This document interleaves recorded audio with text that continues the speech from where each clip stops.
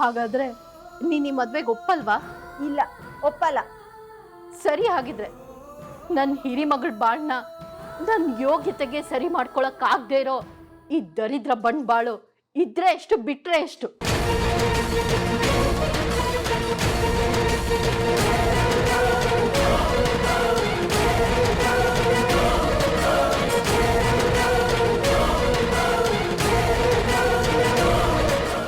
ಏನ್ ಮಾಡ್ತಿದ್ಯಾ ನೀನು?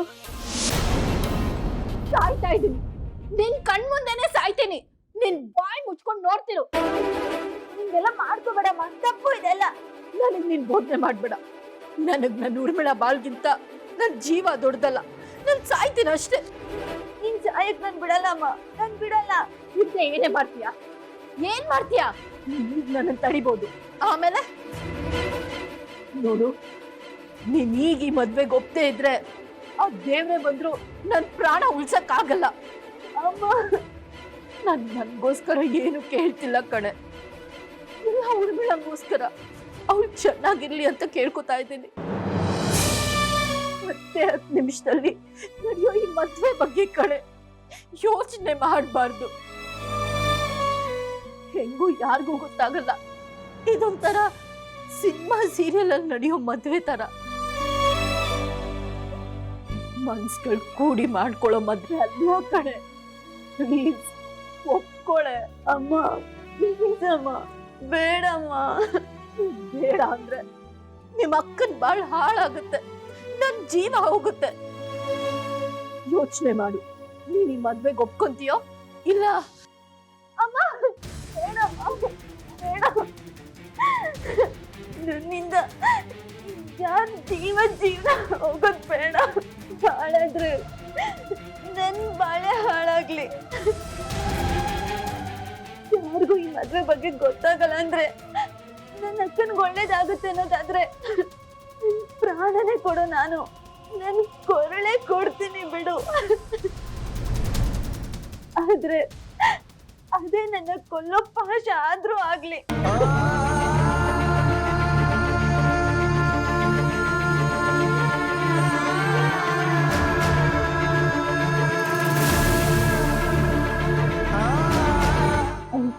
ಅವನಿಗೋಸ್ಕರ ಈ ಮದ್ವೆಗೆ ಒಪ್ಪಿದ್ಯಲ್ಲ, ನೋಡ್ತಾ ಇರು. ಎಲ್ಲಾ ಸಮಸ್ಯೆ ಬಂದಷ್ಟೇ ವೇಗವಾಗಿ ವಾಪಸ್ ಹೋಗುತ್ತೆ. ಎಲ್ಲ ಒಳ್ಳೇದಾಗುತ್ತೆ.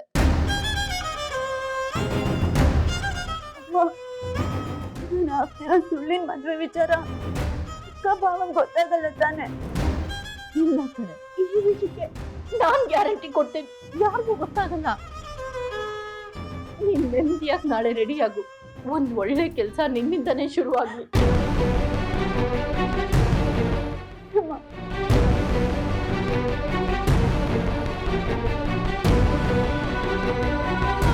ಮಗಳಂದ್ರೆ ನಿನ್ನಾಗಿರ್ಬೇಕು ತುಳಸಿ.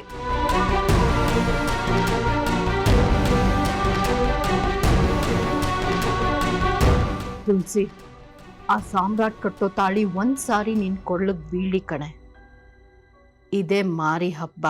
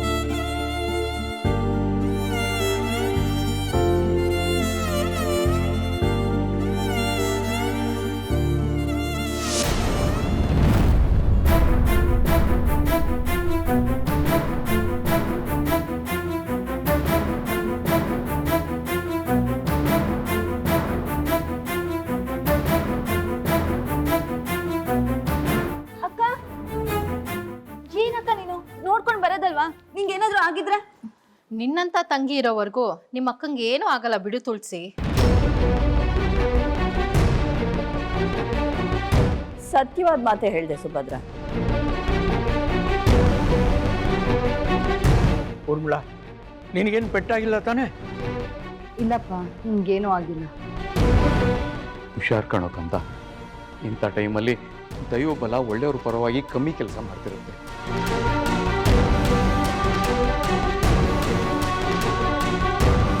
ಈ ದುಷ್ಟರ ಅಟ್ಟಾತನೆ ಮೆರಿತಾ ಇರುತ್ತೆ.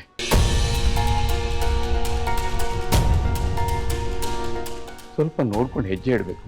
ಈಗೇನೂ ಆಗಿಲ್ವಲ್ಲ, ಬಿಡಿಪ್ಪ. ನೀನೇನು ಆಗಿಲ್ಲ ಅಂತ ಹೇಳ್ತಿದ್ಯಾ ಉರ್ಮಿ, ಆದ್ರೆ ನಂಗೆ ಇದ್ಯಾಕೋ ಅಪಶಕುನದ ಸೂಚನೆ ಅಂತ ಅನ್ನಿಸ್ತಿದೆ. ಹುಷಾರು.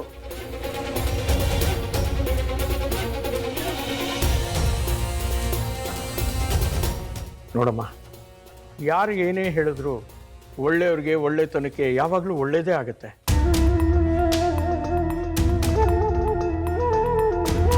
ನೀನೇನು ಜಾಸ್ತಿ ತಲೆ ಕೆಡಿಸ್ಕೋಬೇಡ, ಆರಾಮಾಗಿರು, ದೇವರಿದ್ದಾನೆ. ನಂದಿನಿ, ಊರ್ಮಿಳನ ರೂಮಿಗೆ ಕರ್ಕೊಂಡು ಹೋಗಮ್ಮ. ಮೂಗೆಟ್ ಬಿದ್ದಿರೋ ಸಾಧ್ಯತೆ ಇರುತ್ತೆ, ಒಂದು ಪೇಯ್ನ್ ಕಿಲ್ಲರ್ ಟ್ಯಾಬ್ಲೆಟ್ ಕೊಡು. ಸರಿ ಮಾವ, ಬಾ ಊರ್ಮಿಳಾ.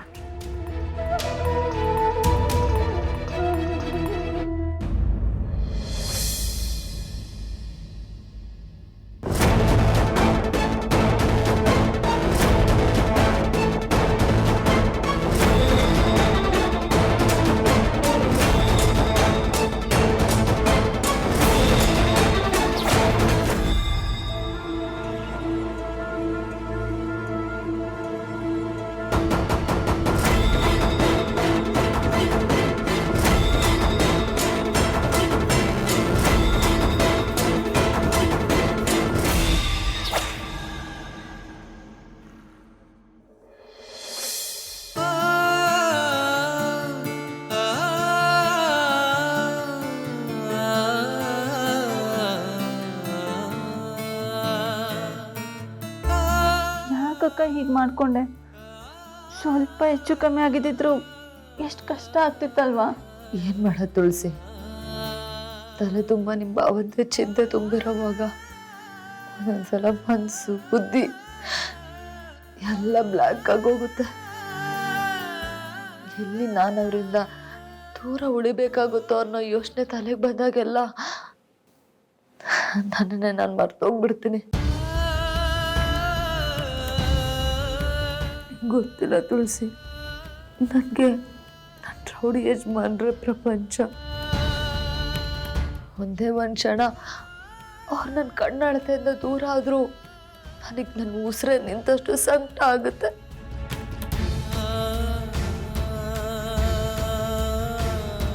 ಅದು ಯಾಕೋ ಗೊತ್ತಿಲ್ಲ, ಇತ್ತೀಚೆಗಂತೂ ನನ್ನ ರೌಡಿ ಯಜಮಾನ್ರನ್ನ ನನ್ನಿಂದ ಯಾರೋ ದೂರ ಮಾಡೋಕ್ಕೆ ಪ್ರಯತ್ನ ಪಡ್ತಿದ್ದಾರೆ ಅಂತ ಅನ್ನಿಸ್ತಾ ಇದೆ.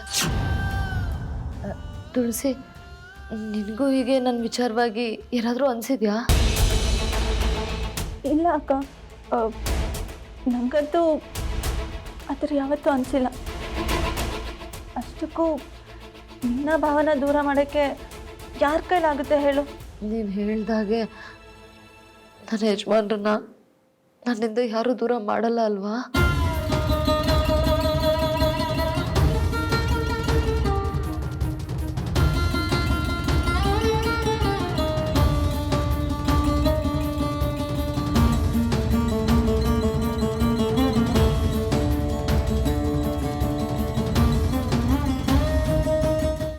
ದೇವರೇ ನಿಶ್ಚಯ ಮಾಡಿ ನಡೆದಿರೋ ಮದುವೆ ಅಕ್ಕ, ನಿಂದು ಭಾವಂದು.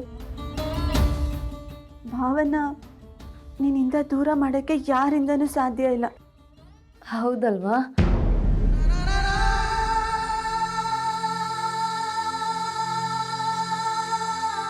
ನನಗೆ ನಿದ್ದೆ ಬರ್ತಾ ಇದೆ, ಮಲ್ಕೋತೀನಿ.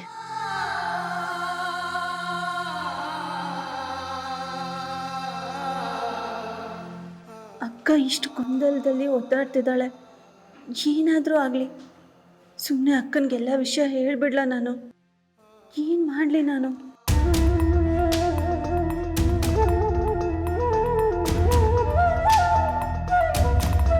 ಹೇಳಿದ್ರೆ ಒಬ್ರನ್ನ ಕಳ್ಕೋಬೇಕಾಗುತ್ತೆ, ಹೇಳದೇ ಇದ್ರೆ ಒಬ್ರು ಜೀವನ ಹಾಳಾಗುತ್ತೆ. ಏನು ಮಾಡಲಿ ನಾನು?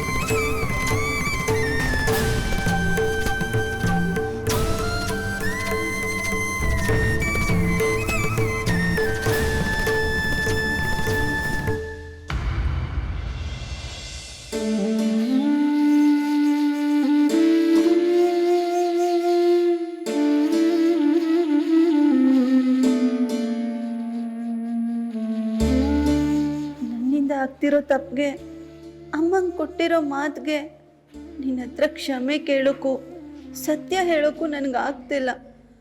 ಆ ಯೋಗ್ಯತೆ ಸಹ ನನ್ನಲ್ಲಿಲ್ಲ. ನನ್ನ ಧೈರ್ಯ ಸಾಕಾಗ್ತಿಲ್ಲ ಅಕ್ಕ, ನನ್ನ ಕ್ಷಮಿಸ್ಬಿಡು.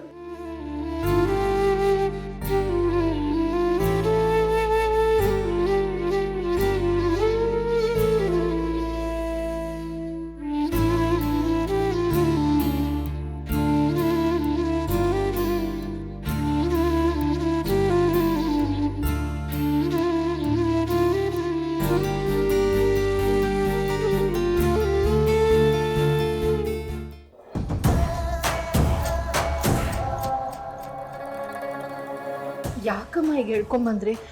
ಯಾರಾದರೂ ನೋಡಿದ್ರೆ ಏನು ಅನ್ಕೊಳ್ಳಲ್ಲ? ಏನು ಅನ್ಕೊಳ್ಳಲ್ಲ, ಇದು ನನ್ನ ಮನೆ. ಯಾರೋ ಏನು ಅನ್ಕೊಳ್ಳೋದಕ್ಕೆ ಅವಕಾಶ ಕೊಡೋಳಲ್ಲ ನಾನು. ತುಳಸಿ ಹತ್ರ ಮದುವೆ ವಿಷಯ ಮಾತಾಡಿದ್ಯಾ? ಒಪ್ಕೊಂಡ್ಲ ಅವಳು?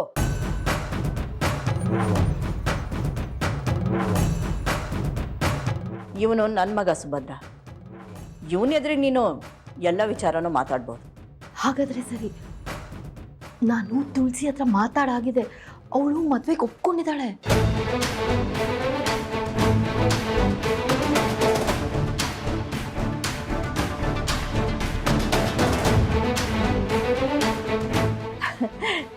ಶಭಾಷ್. ಸುಭದ್ರ, ನಾಳೆ ಬೆಳಗ್ಗೆನೆ ನಿನ್ನ ಮಗಳನ್ನ ಮದುವೆಗೆ ರೆಡಿ ಮಾಡು.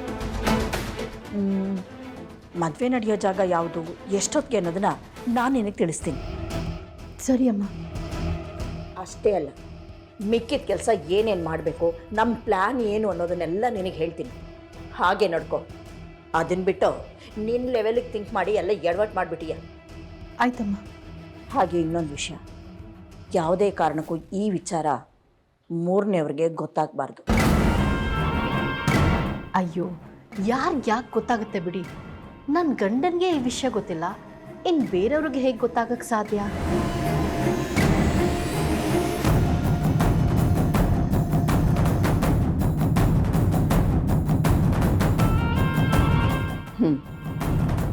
ರಣ, ನಾಳೆ ಇಡೀ ದಿನ ನೀನು ನನ್ನ ಜೊತೆನೇ ಇರಬೇಕು. ಅಯ್ಯ, ನಾನು ಇದು ಬಿಟ್ಟೆಲ್ಲ ಹೋಗ್ತೀನಿ, ಇರ್ತೀನಿ ಬಿಡು. ಓಡಾಫೆ ಬೇಡ ರಣ. ಹಾಗೆ ಇನ್ನೊಂದು ವಿಚಾರ ನೆನಪಿರಲಿ, ಸಾಮ್ರಾಟ್ ಮದುವೆ ವಿಚಾರನ ಖುಷಿಯಲ್ಲಿ ನಿನ್ನ ಹೆಂಡತಿ ಹತ್ರ ಆಗಲಿ ಇನ್ನೊಬ್ಬರ ಹತ್ರ ಆಗಲಿ ಹೇಳಿಬಿಡ್ಬೇಡ.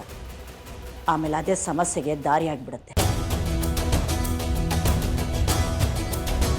ಮೊದಲೇ ನಿನ್ನ ಹೆಂಡತಿನ ಊರ್ಮಿಳಾ ತುಂಬ ಚೆನ್ನಾಗಿದ್ದಾರೆ. ನೀನು ಏನೇ ಹೇಳಿದ್ರು ನಿನ್ನ ಹೆಂಡತಿ ಹೋಗಿ ಊರ್ಮಿಳಾಗಿ ಹೇಳ್ತಾಳೆ. ಅಮ್ಮ, ನಾನು ನಿನ್ನ ಮಗನಮ್ಮ, ನನಗೆ ಗೊತ್ತಿಲ್ವಾ ಯಾವ ವಿಚಾರನ ಹೇಳಬೇಕು ಯಾವ ವಿಚಾರನ ಹೇಳಬಾರ್ದು ಅಂತ. ನೀನೇನು ತಲೆ ಕೆಡಿಸ್ಕೋಬೇಡ, ನಾನು ಯಾರಿಗೂ ಹೇಳಲ್ಲ ಬಿಡು. ಸರಿ, ಹಾಗಾದರೆ ಈ ವಿಚಾರನ ಇಲ್ಲೇ ಬಿಟ್ಬಿಡಿ. ಸುಭದ್ರ, ನಾನು ಹೇಳಿದ್ದು ನೆನಪಿರಲಿ. ಮಿಕ್ಕಿದ ವಿಚಾರ ಏನು ಮಾಡಬೇಕು ಅನ್ನೋದನ್ನು ನಾನು ನಿನ್ಗೆ ಹೇಳ್ತೀನಿ. ನೀನು ಹೊರಡು.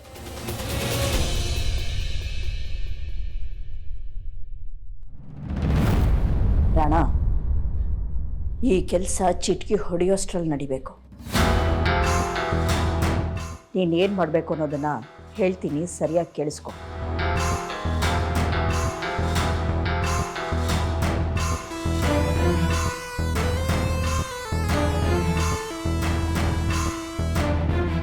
ಗೊತ್ತಾಯ್ತಮ್ಮ, ನಾನು ಇದನ್ನ ನೋಡ್ಕೊತೀನಿ ಬಿಡಿ. ಇವರೆಲ್ಲ ಸೇರ್ಕೊಂಡು ಏನೋ ಮಸ್ಲತ್ ಮಾಡ್ತಾ ಇದ್ದಾರೆ, ಆದರೆ ಅದೇನಂತ ಗೊತ್ತಾಗ್ತಿಲ್ವಲ್ಲ.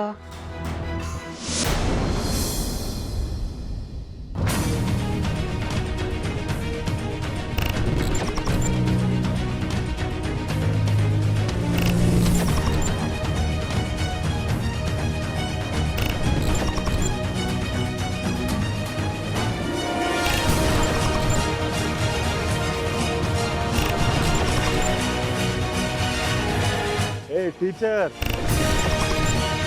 ನಾನು ಇನ್ನೊಂದು ಮದ್ವೆ ಆಗ್ಬಿಟ್ಟೆ. ನಿನ್ ಸಹವಾಸನೇ ನನಗೆ ಬೇಡ. ಅಕ್ಕ, ಏನಾಯ್ತು? ಯಾಕೆ ಕೂಕೊಂಡಿದ್ದೆ? ಕನಸು, ಕೆಟ್ಟ ಕನಸು ತುಳಸಿ. ಕೆಟ್ಟ ಕನ್ಸ? ಹಾಂ, ಯಾರೋ ಒಬ್ಳು ನಿಮ್ಮ ಭಾವನ ನನ್ನಿಂದ ಕಿತ್ಕೊಳ್ಳೋ ಹಾಗೆ ಅವರು ಅವಳ ಜೊತೆಲಿ ಸಪ್ತಪದಿ ತುಳಿತಿರೋ ಹಾಗೆ ಹಾಗಂತ ನೆನ್ಸ್ಕೊಂಡ್ರೆ ಎದೆ ಜಲ್ಲೊಂದು ನಡುಗುತ್ತೆ. ಅಕ್ಕ ನೀನ್ ಮಲ್ಗೋಕ್ಕಿಂತ ಮುಂಚೆ ಬರೀ ಇದ್ರ ಬಗ್ಗೆನೇ ಮಾತಾಡ್ತಿದ್ಯಲ್ಲ, ಬಹುಶಃ ಅದು ಕನ್ಸಾಗಿ ಬಂದು ಕಾಡಿದೆ ಅಷ್ಟೆ. ನೀನ್ ಇದ್ರ ಬಗ್ಗೆ ತಲೆ ಕೆಡ್ಸ್ಕೋಬೇಡ. ನೀನೇ ಹೇಳ್ತಿದ್ದಲ್ಲ, ಕನ್ಸ್ಗೆ ರೂಪ ಇಲ್ಲ, ಭಾವ ಇಲ್ಲ, ಅದಕ್ಕೆ ಅದು ಯಾವತ್ತೂ ಸತ್ಯ ಆಗಲ್ಲ ಅಂತ. ನೀನು ಆರಾಮಾಗಿ ಮಲ್ಕೋ ಅಕ್ಕ, ಏನಾಗಲ್ಲ. ಕೆಡೋ ಕನ್ಸು ಬಿದ್ದಾಗ ಹೇಗೆ ನಿದ್ದೆ ಮಾಡಲಿ ತುಳಸಿ? ನನ್ನ ಕನ್ಸಲ್ಲಿ ಬಂದು ನನ್ನ ಗಂಡನ್ನ ನನ್ನಿಂದ ದೂರ ಮಾಡಿದವಳು ಯಾರು ಅಂತ ನನಗೆ ಗೊತ್ತಾಗ್ತಾ ಇಲ್ಲ. ಎಷ್ಟೇ ಪ್ರಯತ್ನ ಪಟ್ಟರು ಅವಳ ಮುಖ ನನಗೆ ಕಾಣಲಿಲ್ಲ. ಒಂದು ವೇಳೆ ಗೊತ್ತಾಗಿದ್ರೆ ಅವಳನ್ನ ಕೊಂದು ಬಿಡ್ತಿದ್ದೆ.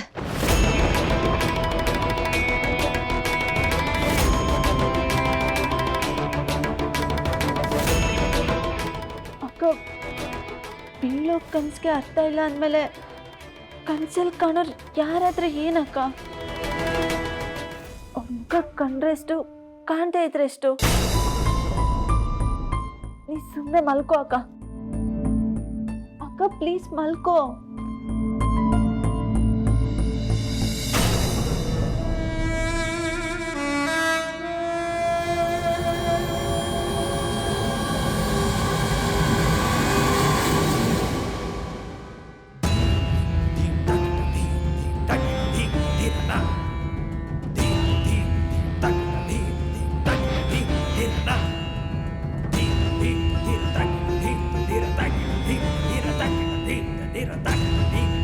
ಅಕ್ಕ ಭಾವನ ಎಷ್ಟು ಪ್ರೀತಿಸ್ತಾಳೆ ಅನ್ನೋದಕ್ಕೆ ಅವಳಿಗೆ ಬಿದ್ದಿರೋ ಈ ಕನಸೇ ಸಾಕ್ಷಿ. ಅವಳ ಜೀವನದಲ್ಲಿ ಮುಂದೆ ಏನಾಗ್ಬೋದು ಅನ್ನೋದನ್ನ ದೇವರು ಅವಳಿಗೆ ಕನಸಿನ ರೂಪದಲ್ಲಿ ಸೂಚನೆ ಕೊಡ್ತಿದ್ದಾನೆ. ಎಂಥ ಪಾಪಿ ನಾನು. ಅವಳ ಕನಸಲ್ಲಿ ಬಂದು ಕಾಣದೇ ಇರೋ ನನ್ನ ಮುಖದ ಬಗ್ಗೆ ನಾನು ಅವಳಿಗೆ ಹೇಳೋಕ್ಕಾಗ್ತಿಲ್ಲ. ಎಂಥ ಮೋಸಗಾರ್ತಿ ನಾನು. ಅಮ್ಮನ ಪ್ರಾಣ ಉಳಿಸೋಕೆ ಅಮ್ಮನಂತ ಅಕ್ಕನಿಗೆ ನಾನು ಮೋಸ ಮಾಡ್ತಿದ್ದೀನಿ. ಅವಳು ಇದುವರೆಗೂ ನಂಗೆ ತೋರಿಸಿದ ಪ್ರೀತಿಗೆ, ನಂಬಿಕೆಗೆ, ವಾತ್ಸಲ್ಯಕ್ಕೆ ನಾನು ದ್ರೋಹ ಬಗೆದಿದ್ದೀನಿ. ನಾಳೆ ಇದರಿಂದ ಸಣ್ಣ ಸಮಸ್ಯೆ ಆದರೂ ಆ ದೇವರು ಸಹ ನನಗೆ ಕ್ಷಮಿಸೋದಿಲ್ಲ. ಯಾಕಿಂತ ಕೆಟ್ಟ ಕನ್ಸು ಬೀಳ್ತಿದೆ ನನಗೆ? ಯಾವಳು ಯಾಕೆ ಬಂದು ನನ್ನಿಂದ ನನ್ನ ಗಂಡನ ದೂರ ಮಾಡೋಕೆ ನೋಡ್ತಿದ್ದಾಳೆ? ಅಷ್ಟಕ್ಕೂ ನಂಗೆ ಕನ್ಸಲ್ಲಿ ಕಾಣ್ತಿರೋ ಆ ಹೆಣ್ಣಿನ ಮುಖ ಯಾವುದು?